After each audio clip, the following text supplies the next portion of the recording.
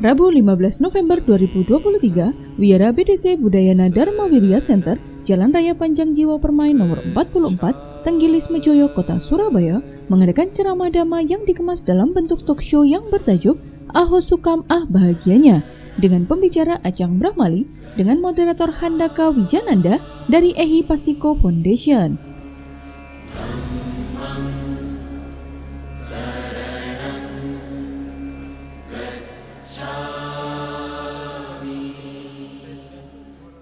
Namo Buddhaya, Ajahn Brahmali.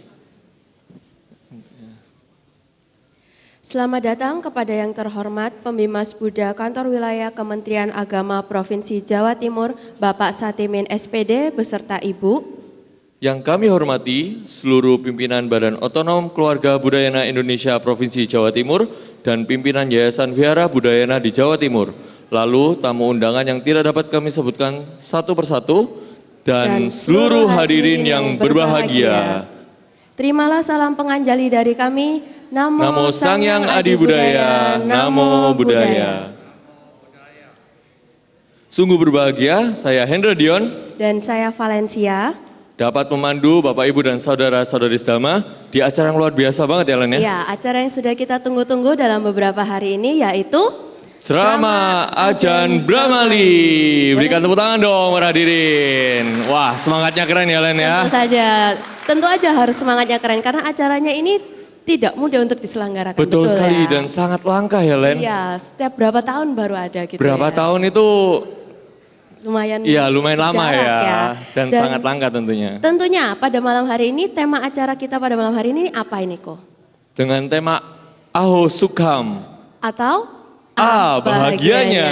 Nah, bahagia seperti apa sih yang bakal kita cari tahu nih di acara hari ini? Nah, pasti pada penasaran tentunya ya para hadirin sekalian tentunya. Dan mungkin tanpa basa-basi kita akan langsung memperkenalkan dari pembicara kita, yaitu datang dari Australia. Beliau akan ceramah dan tentunya akan dipandu oleh dua orang nih dua orang yang tentunya kita juga sudah tidak asing lagi ya, yaitu oleh translator karena Ajahn Brahmali akan berceramah dhamma dalam bahasa Inggris yang akan dibantu oleh translator kita pada malam hari ini yaitu Tasvan Santacita. Dan tentunya moderator yang sudah tidak asing lagi yaitu Pak Handaka Wijananda atau biasa disapa dengan Mams Handaka ya Len ya. Ya, betul sekali. Dan mungkin tanpa berlama-lama, mari kita sambut secara bersama-sama dengan tepuk tangan yang meriah.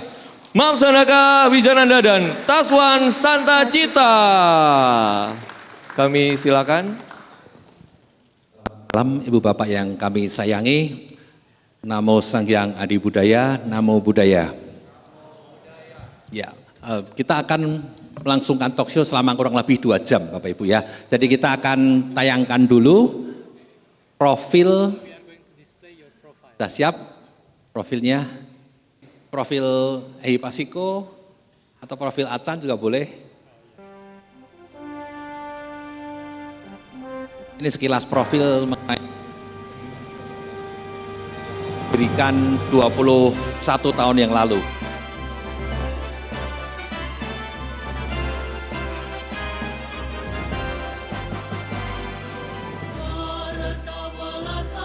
Suaranya. Demi kebaikan dan kebahagiaan, kabar dharma indah awal tengah akhir, berjuanglah dengan penuh penyadaran, komitmen seumur hidup untuk dharma, cara hidup studi aksi meditasi. Mari kita maju dan majukan dharma, Ehi Pasiko untuk Indonesia. Ya, tepuk tangan dulu buat panitia ya. Ya, ada profil sekarang, profilnya Tasvan atau profilnya Ajahn Brahmali. Nah, ini saya kenalkan dulu ya. Jadi Tasvan ini, Tasvan Santacita yang akan menjadi interpreter. Interpreter itu penafsir ya, atau penerjemah lisan. Kalau penerjemah tulisan namanya kan translator. Ini interpreter ya. Tasvan ini seorang penerjemah tidak hanya di event-event Buddhis tapi juga di semua event ya, event pemerintah, event internasional ya, nasional, ya seorang profesional translator. Kemudian beliau juga penerjemah buku-buku Dharma, kemudian juga seorang duta Dhamma yang banyak berbagi Dhamma di berbagai wihara dan yayasan di seluruh Indonesia. Tepuk tangan buat Tasvan Santacita. Sekarang kita kenalkan profil Acam Bramali ya, Swandi. Ada? Ya.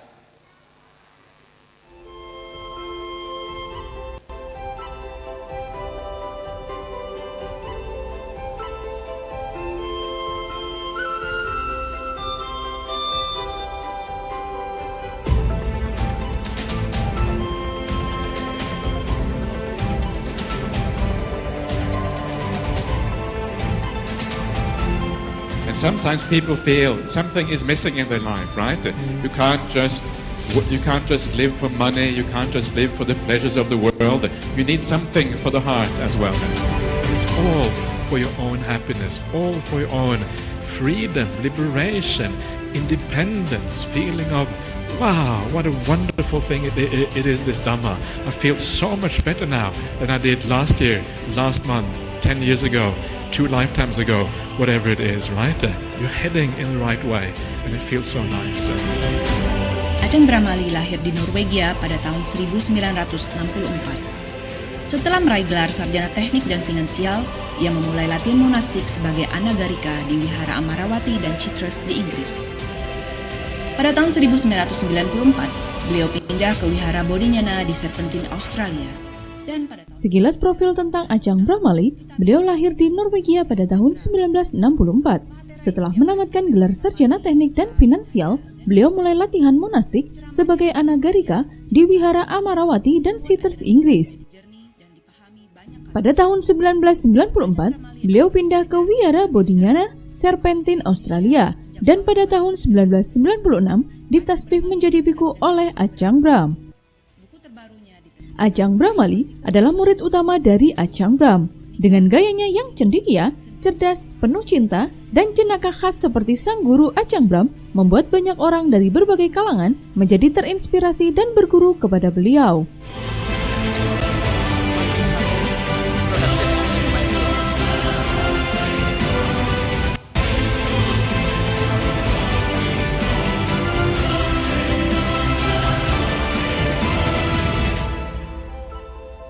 Ya, tepuk tangan yang meriah buat Ajahn Brahmali.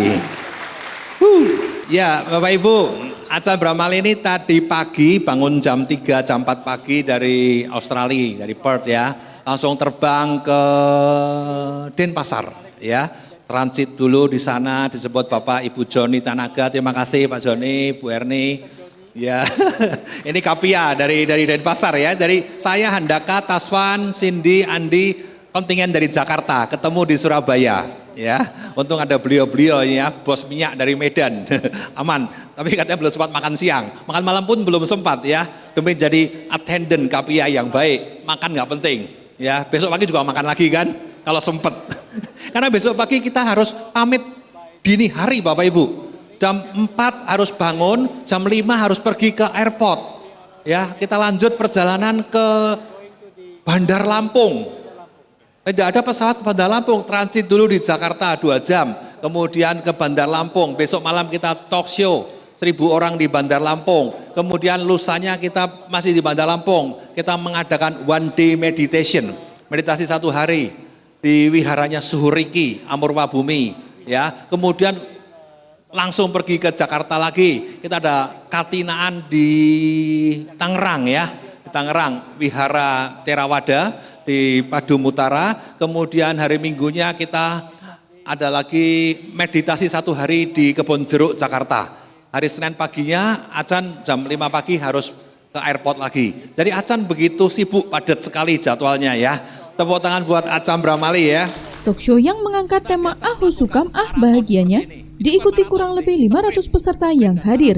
Sungguh satu kesempatan yang baik dapat bertemu dan mendengarkan Dhamma secara langsung dari pembicara kelas dunia seperti Ajahn Brahmali. Kita akan dengar talk show selama kurang lebih 1 jam, nanti diterjemahkan oleh Tasvan, Inggris, Indonesia.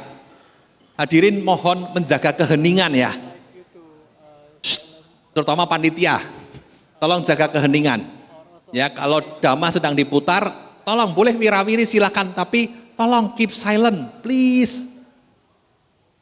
Pembicara kan cuma satu, ya. Oke, lanjut ya.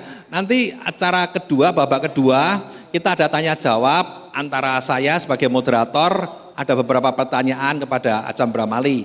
Kemudian kita ada nanti sebentar 5 menit 10 menit lelang amal, kemudian nanti ada sesi tanya jawab Bapak Ibu langsung ke Ajahn. Ya, kita terjemahkan juga. Terakhirnya kita memberikan Ajahn memberikan blessing ya, ahusukang blessing. Oke, kita akan mulai talk show-nya. Saya kasih introduction sebentar bagi tadi yang terlambat datang. Jadi Ajahn ini sekarang usianya sudah berapa tahun? Ada yang tahu? Tuh nggak dengar semua ya. 60 tahun ya. Betul? 60 tahun.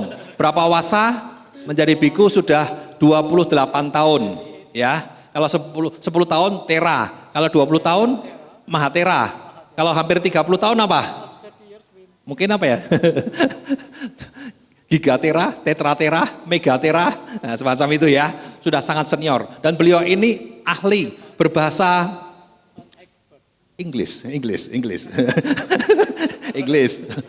Norwegia ya, Norwegian ya. Kemudian bahasa Pali. Oh, bahasa Pali. Karena beliau adalah penerjemah kitab suci Tipitaka, spesialis di Winaya. Winaya itu peraturan para biku, ini beliau terjemahin semuanya. Ya, dari bahasa Pali ke bahasa Inggris, merevisi terjemahan-terjemahan sebelumnya. Ya, jadi beliau jasanya luar biasa bagi pengembangan budaya dhamma seluruh dunia. Karena hasil terjemahan itu dipelajari oleh biku-biku khususnya Theravada di seluruh dunia. Tepuk tangan buat Ajahn Brahmali. Ya.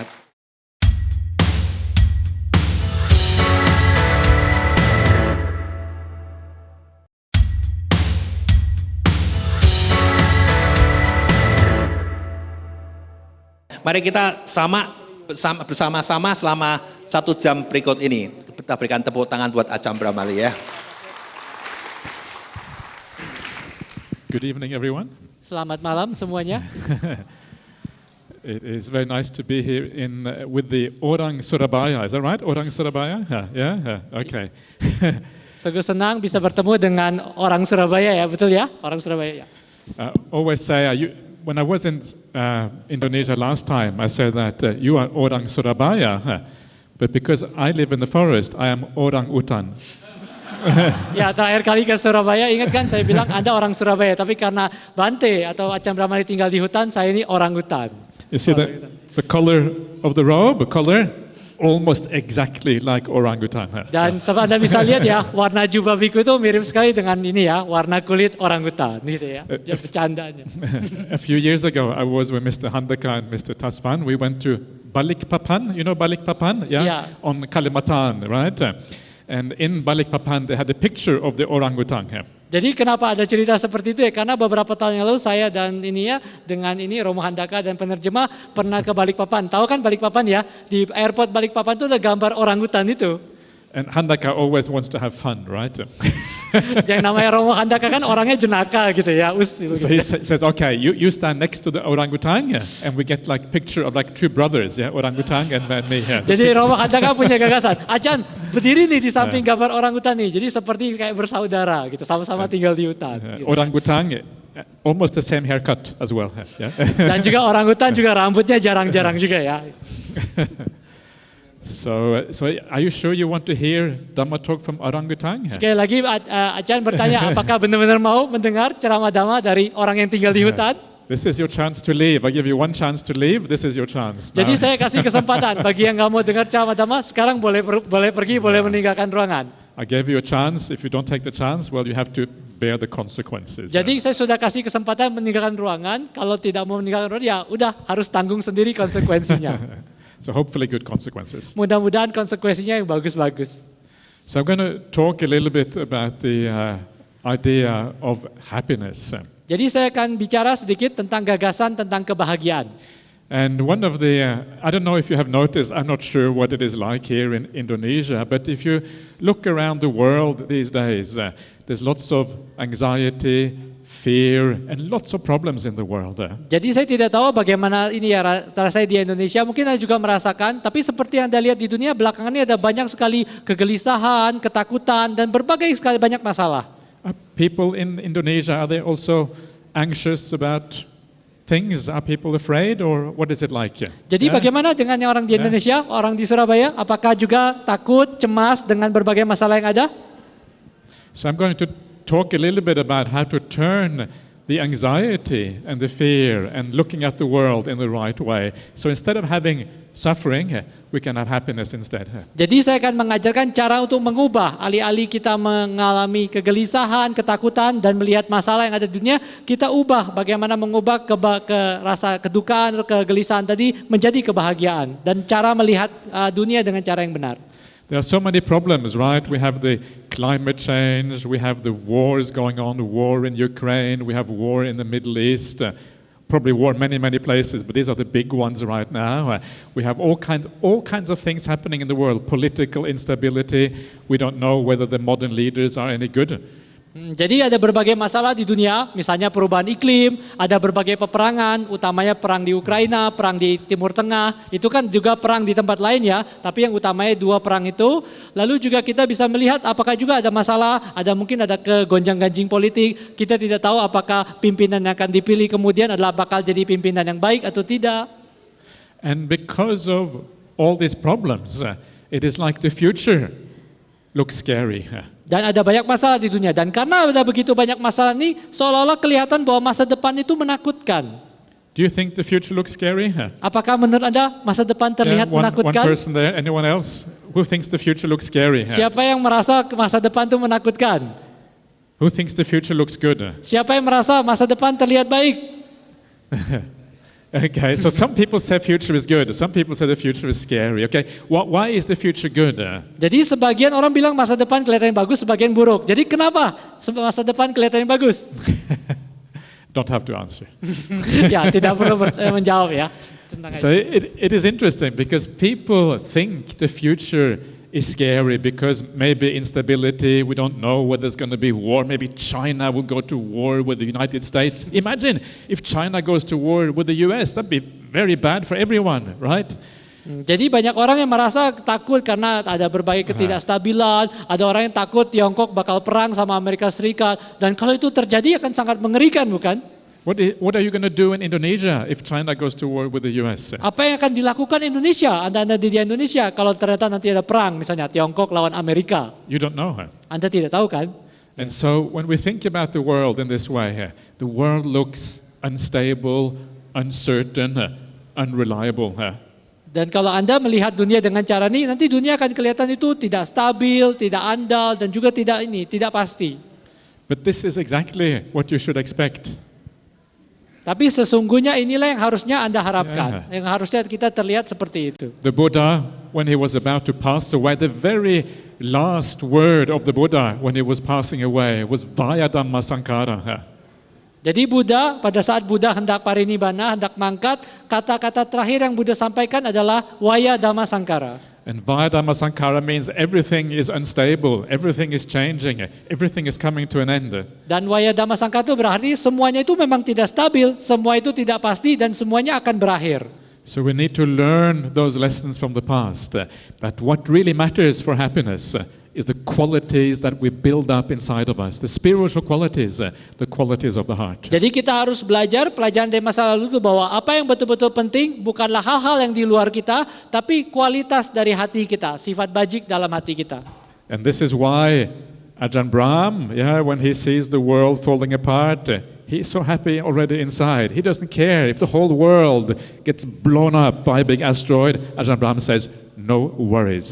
Jadi Ajahn Brahm pada saat dia membaca tentang hal-hal seperti itu, karena dia sudah punya kecukupan hati, begitu bahagia di dalam, dia tidak peduli apa yang akan terjadi. Jadi kalau ada asteroid pun datang, nubruk bumi, ya tidak masalah. You know, no worries, you know expression no worries. Anda tahu ungkapannya jangan tidak usah cemas, tidak usah khawatir. Australian expression, it means relax. Yang sebenarnya merupakan kalimat yang sering diucapkan orang Australia, artinya santailah. Asteroid, relax. Ada asteroid pun santailah. Ya. Good, isn't it? Jadi bagus ya. Nice. And this is what you find around the world. If you visit some of these people who really have developed their mind, that's exactly what they're like. Whatever happens in the world, they say, relax, have a good heart, enjoy. Things are uncertain, no problem.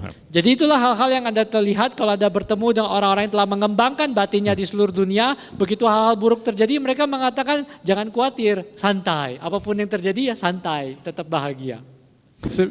So simple. The Buddhist path is so simple. Yeah, it is such a simple path, and still, for some reason, it is hard to do. Dan jawabannya sebenarnya sangat sederhana. Jalan Buddhis ini begitu sederhana, begitu sangat lugas gitu ya. Tapi sering orang nggak tahu kenapa sulit orang melakukannya. And so I will give you one final piece of advice on how to make this work. Jadi saya akan berikan Anda satu nasihat terakhir bagaimana cara melakukannya. Because even though we are surrounded by so many wonderful people, people is always difficult. Jadi meskipun kita kadang-kadang dikelilingi orang-orang yang sungguh hebat, sungguh bajik gitu ya, tapi kadang-kadang yang namanya orang kadang-kadang ada kesulitan, ada keadaan yang sulit. It's hard always to see the good qualities in the people around us. Sungguh sulit untuk selalu bisa melihat kualitas yang bijak, kualitas yang bajik dari orang-orang di sekitar kita. And so I will give you one piece of advice, so you can always have compassion and you can always have love for the people around you. Jadi saya akan berikan satu nasihat supaya Anda selalu bisa melihat dengan welas asih, selalu bisa melihat orang lain dengan penuh cinta kasih. This is maybe the most important thing I will say today. Dan ini mungkin pesan yang paling penting yang saya sampaikan hari ini. So in your life, remember this, all the people around you, all the Buddhists, all the people of Indonesia, all the people in the whole world, even the worst people in the world, everyone is doing their best. Jadi ingatlah baik-baik dalam hidup Anda, orang-orang di sekitar Anda, semua orang yang tinggal di Indonesia, semua orang yang tinggal di dunia, bahkan orang-orang yang paling buruk pun sekalipun, mereka sedang melakukan yang terbaik. And if someone is doing their best, how can you get angry? Dan kalau ada seseorang sudah melakukan upaya dan sedang melakukan upaya terbaik, bagaimana mungkin kita bisa marah sama mereka? In fact, it's the other way around. Dan sebenarnya itu juga sebenarnya ada di sekeliling kita. Because someone is doing their best, when you look at them, you see they still have suffering in their life. Dan sebenarnya juga kita bisa ulas asih kepada mereka karena meskipun mereka telah melakukan yang terbaik, mereka masih mengalami penderitaan. And if someone is doing their best and they still have suffering in their life, you feel compassion for them. Jadi pada saat kita melihat orang sudah melakukan yang terbaik tapi masih mengalami penderitaan, kita merasa welas asih kepada mereka.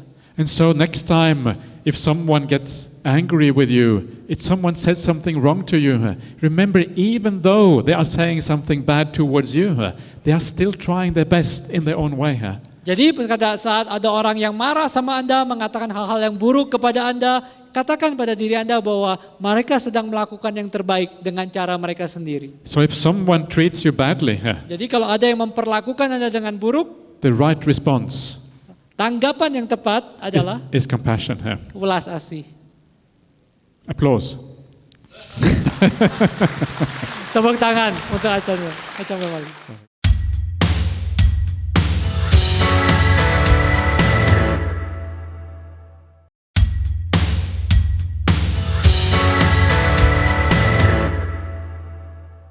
Hari ini kita mau langsung praktek kebaikan. Tadi Achan mengatakan yang bikin kita happy salah satunya adalah berbagi welas asih kebaikan hati. Talkshow Aho Sukam Ah Bahagianya ini diharap dapat membawa suasana kepada umat yang hadir dalam ajaran praktis dan cerdas untuk mendapatkan kehidupan yang penuh kedamaian di sini dan sekarang. Ya, ada 2 lukisan. Nanti dana Di lukisan. sela acara talkshow tersebut juga diadakan lelang lukisan oleh Ehi Pasiko Foundation guna membantu para penderita kanker. Ya, kita punya program untuk menunjang orang-orang sakit kanker dari semua agama. Kita sekarang ada lebih dari 600 orang yang kita beri tunjangan harian, mingguan atau bulanan dalam program Cancer Care Stay Strong. Setiap bulan kita membutuhkan 200 sampai 300 juta. 1 tahun bisa sampai 3 miliar Bapak Ibu. Ya, ini kerjaan berat. Tadi ada yang tanya bagaimana cara cari dananya gitu, Romohan gitu. Saya nggak tahu, saya hanya mengandalkan para dewa dan para bodhisatwa. Ya, kalau tanya saya gimana cara cari duitnya saya nggak tahu. Setiap hari, setiap apa ya ada aja donasi-donasi sehingga kita bisa membantu orang-orang yang kena kanker. Ya, hari ini kita mau berwelas asih silakan waktu lelangnya hanya 1 menit untuk lukisan pertama. Ini lukisan apa nih? Borobudur ya. Borobudur ada pohon bodi emas, golden body tree ya di depan Borobudur. Bisa ditunjukkan ke Acan? Didik, ditunjukkan ke Acan Bramali mau lihat. Nah, seperti ini. Ada 5 biku. Nah, maybe ini Pancawagya ya, 5 biku Buddha lambang gitu ya, lambang sangga. Ada sangga, ada pohon bodi kecerahan, ada Borobudur tercinta. Ya, silakan siapa angkat tangan dalam waktu 1 menit. Nanti yang tertinggi Anda dana ke situ, ya dananya transfer aja kapan-kapan.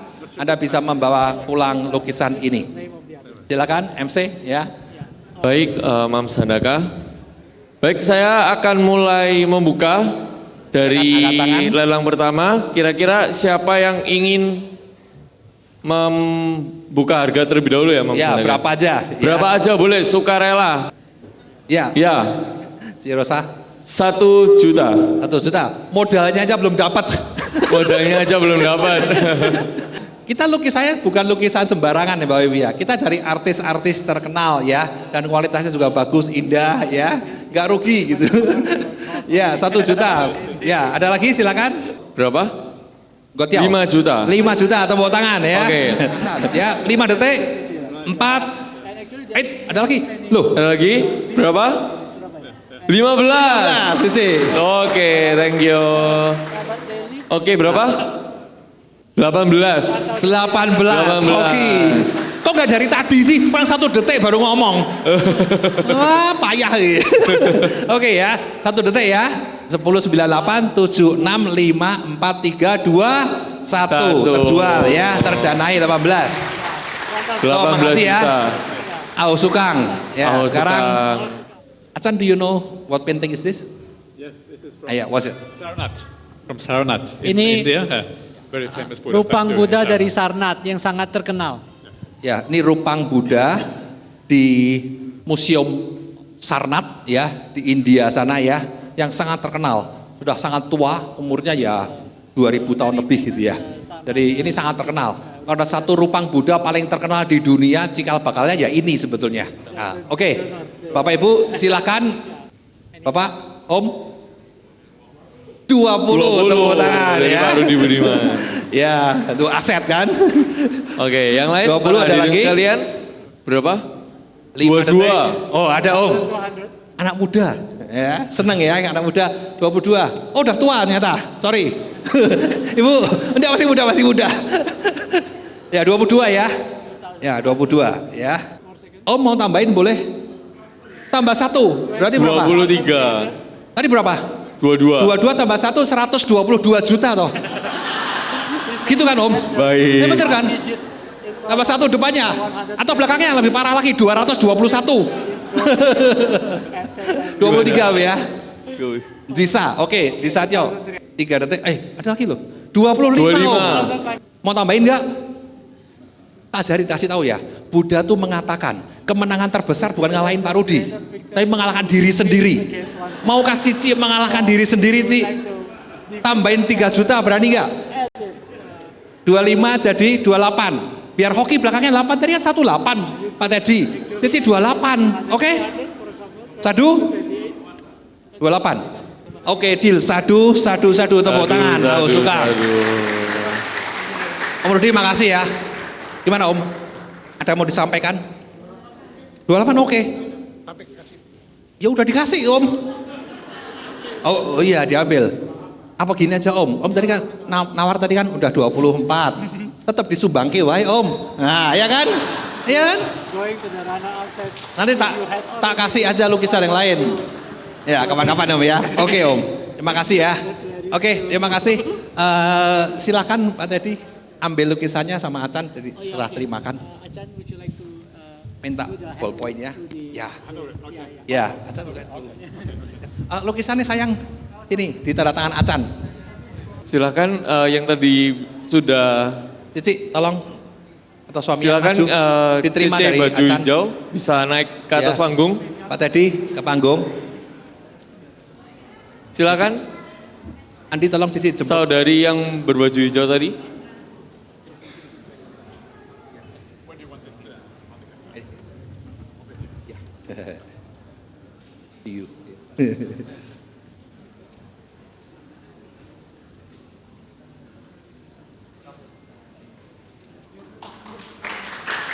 Ya, terima kasih Pak Teddy. Mau dipasang di mana nih Budanya? Belum tahu. 28 tadi ya. Hoki Laila ya. Sadu. Ayo Sukang.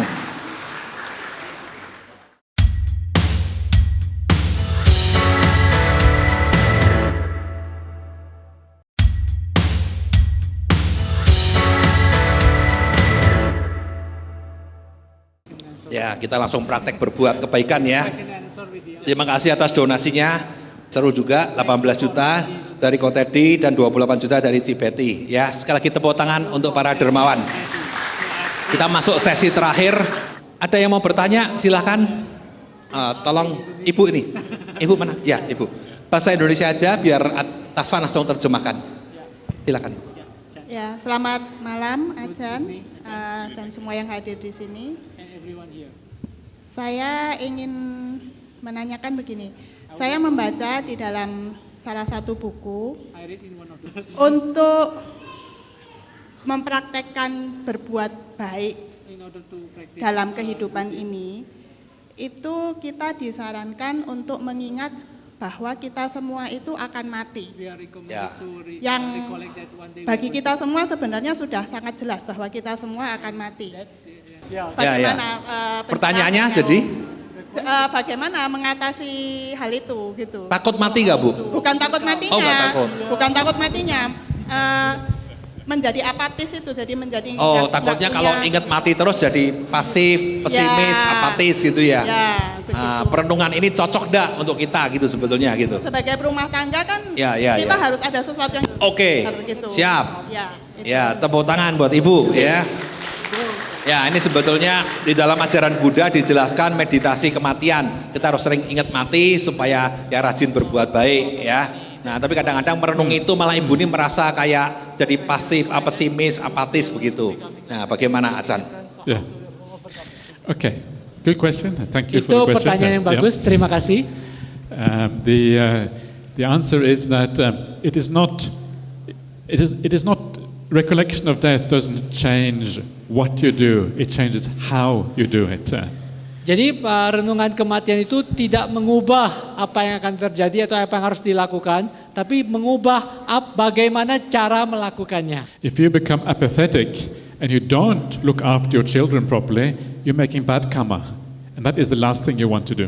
Kalau Anda malah jadinya apatis, tidak mau, tidak peduli, malahan tidak membesarkan anak dengan baik, justru Anda membuat karma yang buruk. Justru itu yang tidak ingin kita harapkan dari Anda.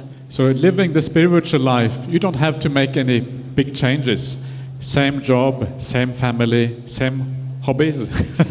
Jadi kalau menjalani hidup spiritual itu tidak perlu banyak perubahan besar. Tetap dengan keluarga yang sama, pekerjaan yang sama, dengan hobi yang sama. But you do things in a different way. You do things now. Previously maybe you didn't care so much. Now you do it always with a good heart. How can you be kind?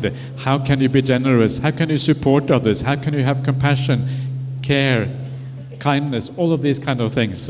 So it's not what we do, it is how we do it. Tapi kalau sebelumnya kita berpikir kita tidak melakukan semuanya tadi dengan sepenuh hati, tidak begitu peduli, sekarang kalau kita memahami perenungan kematian ini dengan baik, kita lakukan dengan baik. Bagaimana kita lakukan dengan saksama, bagaimana kita peduli terhadap orang lain, berbuat baik, punya kasih sayang, punya ulas asih pada orang lain. Jadi bukan pada apa yang kita lakukan, tapi cara kita melakukannya. Oke, tepuk tangan ya. Ahu Sukang. Ada lagi silakan. Ya. Sebelah sini dulu ya, Bapak ini duluan. Kan udah ladies first, ini gentleman second. Pak gentleman silakan. Saya mau tanya ini, like apakah Sukang itu termasuk upak dana, bagian dari upak dana, attachment? Ya, terima kasih. Okay, so there is different kinds of happiness. Ada berbagai jenis kebahagiaan. And some kind of happiness, they lead you in the right direction, some kind of happiness lead you in the wrong direction. Ada sebagian jenis kebahagiaan yang membawa Anda ke jalan yang benar, ada sebagian jenis kebahagiaan yang membawa Anda ke jalan yang keliru atau penderitaan. So the ordinary happiness in the world, they just lead to more attachment endlessly without ever getting out of it. Jadi yang namanya kebahagiaan sifatnya duniawi akan membawa ke makin banyak kelekatan, makin melekat, tiada habisnya. But the happiness that comes from the spiritual practice, the happiness of generosity, the happiness of kindness, the happiness of compassion, it leads eventually out of attachment. Tapi kebahagiaan yang sifatnya dari praktek spiritual, kedermawanan, kebaikan hati, kewelasan asih, itu akan membawa Anda ke tanpa kelekatan. So there may be a little bit of attachment in the beginning, but it's heading in the right direction. Tapi mungkin pada awalnya mungkin masih ada kelekatan di dalamnya, tapi itu setidaknya membawa ke jalan yang benar. Good enough? Yeah. Okay. Ya, tepuk tangan ya, Ahus Sukang. Ya. Saya ingin bertanya, Ajan, bagaimana caranya bisa mempertahankan kebahagiaan dalam sebuah organisasi? Karena kebetulan saya juga aktif di organisasi kampus dan ingin melihat dari sudut pandang Buddhis bagaimana cara kita bisa mempertahankan kebahagiaan. Kalaupun belum ada kebahagiaan, menciptakan kebahagiaan dalam organisasi itu. Terima kasih. Silakan Ajan. Yeah.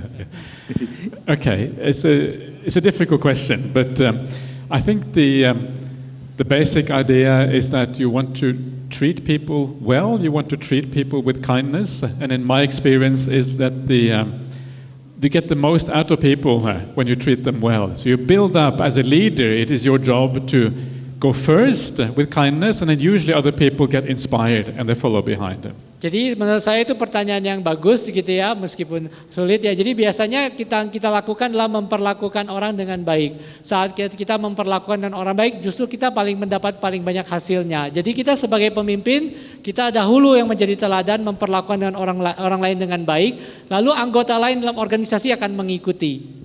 So if, let's say someone is not working well enough, they're not doing their duties or whatever, you instead of getting upset with them or angry with them, you think maybe there's a problem, maybe we can change this. You take them to one side, you have a conversation with them, you ask them, are you okay, what is happening, whatever. You show care, you show compassion, you show understanding. And I think when we show care and compassion, that is when we get the most out of people. Jadi misalkan katakan ada orang yang tidak melakukan pekerjaan sebagai mestinya atau pekerjaan yang tidak bagus dalam organisasi gitu ya. Alih-alih kita kesal atau marahin mereka gitu ya. Kita tunjukkan pemahaman, pengertian, kebaikan. Kita ajak mereka bicara satu sisi, ada masalah apa.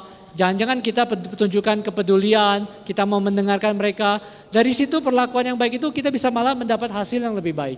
I think the job of a leader is to listen more than to talk. Jadi saya rasa tugas seorang pemimpin adalah lebih banyak mendengarkan daripada bicara.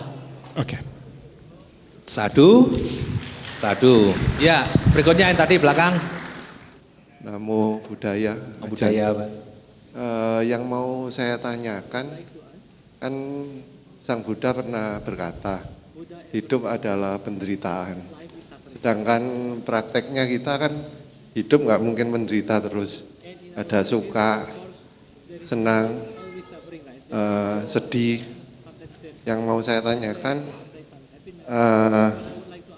apa arti yang sebenarnya dari penderitaan di sini? Terima kasih. The idea of suffering is an insight, is an understanding. It is not an experienced reality always, but it's an insight that you have when you become enlightened or whatever. When you stand back and you see what was happening before, you understand it was suffering that I was involved in. Jadi sebenarnya hidup adalah duka itu bukan sifat pengalaman, tapi suatu wawasan, satu pengetahuan pada saat Anda tercerahkan, Anda bisa lihat bahwa pada saat Anda undur sejenak dan melihat kehidupan ini, memang betul kehidupan itu duka gitu. Kehidupan itu adalah penderitaan. Jadi pada saat itu Anda memilih untuk dari wawasan tersebut Anda jadi. And one of the things that you see, when you kind of stand back, one of the things you see is you see the process of rebirth. You see yourself living again and again and again and again. And I ask you now, would you like to have another life exactly the same as the one you had now? Jadi salah satu hal yang kita lihat lagi adalah pada saat kita undur ke belakang dan melihat kehidupannya adalah kelahiran ulang. Kita lahir berkali-kali. Pertanyaan saya ke Mas tadi, apakah Anda mau terlahir dengan keadaan persis seperti sekarang seperti ini lagi, ulang lagi? And the big picture from a Buddhist point of view is that's when you understand what's suffering and that is why life is suffering. Yeah. Jadi kalau Anda lihat gambaran besarnya dari sudut pandang Buddhis atau ajaran Buddha, makanya kita bisa menyimpulkan memang hidup adalah duka. Yeah. Oke, Wang. Aduh, tepuk tangan ya. Makasih Pak ya. Aduh. Ya, Bu Rosa. Mam Rosa lah, akhirnya. Nih kalau perempuan saya datangi dah.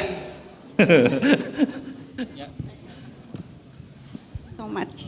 I'm going to change post. Wandami Ajan. Ya. Bagaimana seorang perumah tangga di kehidupan ini bisa mencapai tingkat kesucian Sotapanna? Thank you very much. Itu pertanyaan kecil, gampang. So one of the fundamental things about the Buddhist path is to focus on the causes, not on the results. Jadi salah satu hal yang paling mendasar di ajaran Buddha adalah fokus pada sebabnya, bukan konsekuensi atau akibatnya. So if you want to be Sotapanna, be kind every moment. Every thought you have, be kind thought. Jadi kalau ini menjadi Sotapanna, setiap momen jadilah berbaik hati, setiap pikiran lakukan dengan kebaikan hati. This is the causes, and then understand the right view. Dan inilah sebabnya, kemudian harus memahami pandangan benar. And then based on that right view and the kindness all the time, you can do a little bit of meditation practice. Berdasarkan kebaikan hati dan pandangan benar, setiap saat Anda bisa melakukan praktik meditasi. And if you are really kind, the meditation will be very powerful. Dan kalau Anda benar-benar baik hati, meditasi Anda akan sangat benar-benar kuat. And then one day, bang. Dan suatu hari, this is Sotapanna, ya? Ding. Itulah yang akan terjadi ya. Anda seperti Kling-kling. Ya, oke. Aho sukang. Ya. Saya tutup dengan pepatah dari seorang master biksu India kuno bernama Santidewa. Beliau hidup di abad ke-8, seorang dosen guru besar di universitas tertua di dunia, Universitas Buddhis Nalanda. Ya. Yang mau kunjungan ke kampus Nalanda nanti Lebaran atau Desember tahun depan dengan Handaka. Ya, beliau mengatakan begini mengenai paradoks kebahagiaan. Semua kebahagiaan di dunia ini berasal dari niat untuk membahagiakan pihak lain. Ya, semua kebahagiaan berasal dari niat membahagiakan pihak lain. Paradoksnya adalah semua penderitaan di dunia ini berasal dari niat untuk membahagiakan diri sendiri saja. Sadu. Etena satcena suati hotu. Dengan kebenaran ini, semoga baik adanya. Thank you. Apa kabar? Aho sukang. Sadu. Sampai jumpa tahun depan. Good night. Sadu. Ketemu tahun depan. Dana. Boleh diberikan tepuk tangan lagi sekali lagi. Ya, luar biasa sekali ya.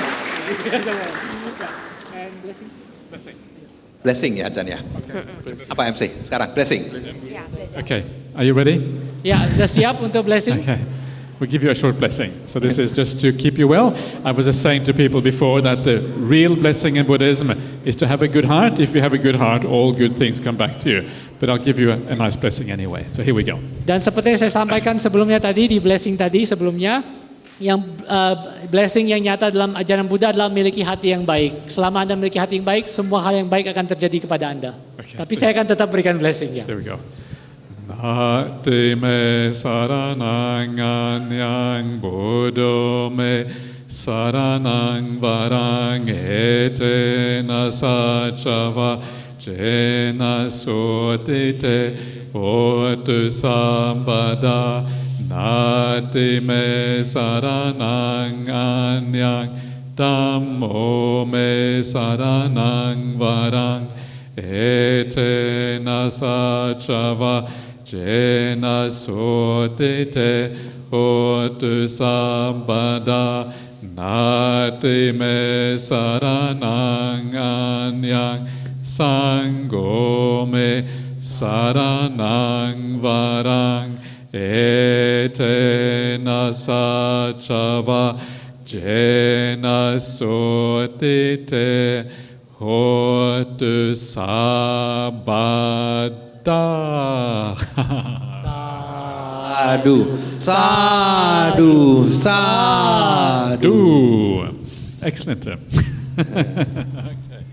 Very good. Thank you, Ajan. Thank you. Thank you Ajan. Ya, selanjutnya saya mau menginfokan sedikit bahwa di depan kami di kotak sebelah saya ini ada kotak dana. Jika Bapak dan Ibu berkenan untuk menyumbang dana di kotak ini diperbolehkan, dan dana yang terkumpul akan kami berikan untuk keperluan Biku Sangha.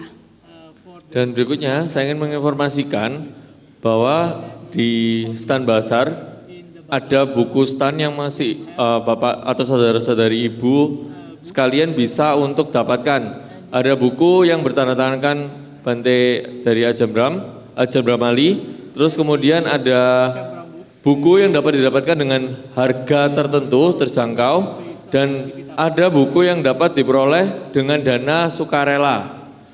Dan di situ masih banyak pilihan buku-buku yang Bapak Ibu bisa pilih sekaligus yang sesuai kebutuhan atau menarik perhatian Bapak Ibu sekalian. Dan setelah rangkaian acara talkshow selesai, acara dilanjutkan dengan peluncuran buku Si Cacing dan Kotoran Kesayangannya, 365 karya Ajahn Brahmali. betul, dan kami juga menginformasikan bahwa ada penandatanganan buku oleh Ajahn Brahmali. Jadi yang tadi sudah dapat buku di stand Basar Ehipasiko yang ada di lantai 1 tadi, dapat mengantri atau bisa berbaris untuk mendapatkan tanda tangan sesuai arahan panitia. Jadi karena ini momen langka ya, kapan lagi kan Ajahn Brahmali kesini lagi? Di lantai 1 ya Bapak Ibu sekalian ya. Jadi setelah acara ini berakhir nanti boleh turun ke lantai 1 untuk mendapatkan tanda tangan dari Ajahn Brahmali. Oke. Semoga jasa kebajikan ini membawa kebahagiaan bagi semua makhluk. Sadu, sadu, sadu.